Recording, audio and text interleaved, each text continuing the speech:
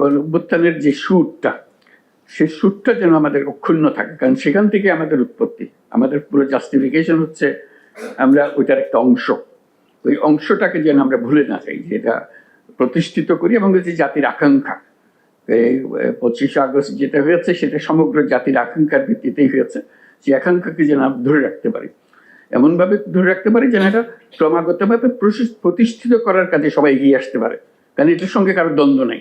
এটাতে আমরা একমত ছিলাম, এখনো একমত আছি, নানা রকমের হয়তো খুঁটিনাটি বিষয়ের সঙ্গে আলাপ আলোচনা হয়েছে কিছু, কিন্তু আবার আমরা সেই ঐক্যে ফিরে যেতে চাই।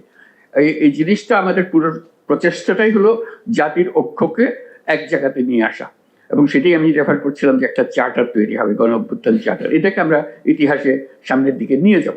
এই চার্টারের ভঙ্গিতেই আমরা যাই করি না কেন, এই চার্টারের মধ্যে আমরা বিচার করবো যে কোর সঙ্গে মিল হলো, কোর সঙ্গে অমিল হলো, আমরা ঘুরে ফিরে এটা চার্টারে যেন আমরা ফিরে আসতে পারি, এরকম ঐক্যমতের একটা চার্টার যেন আমরা নিয়ে আসছি। সেই প্রক্রিয়াটা আমাদের শুরু হবে। সেই শুরু করার জন্য যেগুলো ব্যবস্থা নিতে হবে সেটা আমরা সবাই মিলে আলোচনা করে করব। আমি ইতিমধ্যে একটা ঐক্যমত্য কমিশন গঠন করার কমিশনের কথা বলেছি, সেই কমিশনকে অ্যাক্টিভেট করবো আমরা।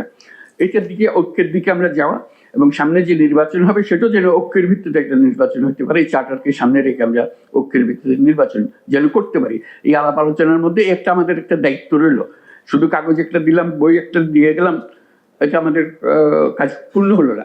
আমাদের দায়িত্ব হলো এটাকে মানুষের কাছে নিয়ে এসে, সবার কাছে নিয়ে এসে, এটা আপনারা যেটা বলছেন এটা মানুষের চাচ্ছে না তা তো না, আপনারা নিজেরাই এটা জরিপ করেছেন, দেখেছেন, কাজে এটা মানুষেরই ভাষ্য।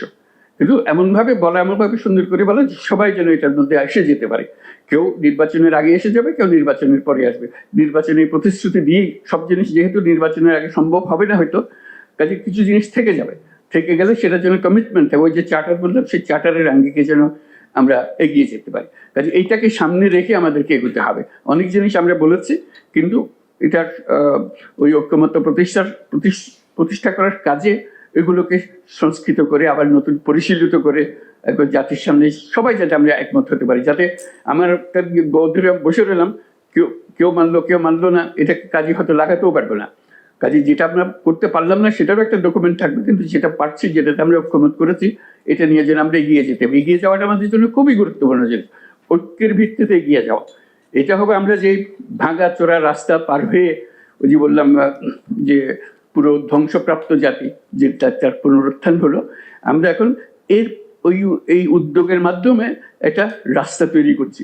এই শুধু কমন রাস্তা না, একটা সুপার হাইওয়ে তৈরি করছি, জাতি যাতে কোথাও কোনো জায়গায় আটকে না যায় এরপর থেকে। সেই রাস্তা তৈরি করার দায়িত্ব পড়েছে আপনাদের উপরে। এই আজকে যেগুলো আলোচনা হলো, সেটা রাস্তার সেই কি কি উপাদান লাগবে সেটার বর্ণনা হলো, কিন্তু আমরা যেন একবার সবাই মিলে একমত হই, এটি আমাদের সুপার হাইওয়ে। এরপর থেকে আমাদের থামার কোনো উপায় নেই, আমরা থামবো না, সামনে এগিয়ে যাবো। কারণ সমস্ত বাধাকে আমরা অতিক্রম করে এসেছি, এই কষ্টটা যে করেছি ওই বাধাগুলিকে অতিক্রম করার জন্য। কাজে সেই লক্ষ্য সামনে রেখে, সেই ঐক্যের কথা চিন্তা করে আমরা এই পরবর্তী প্রক্রিয়াটা শুরু করব।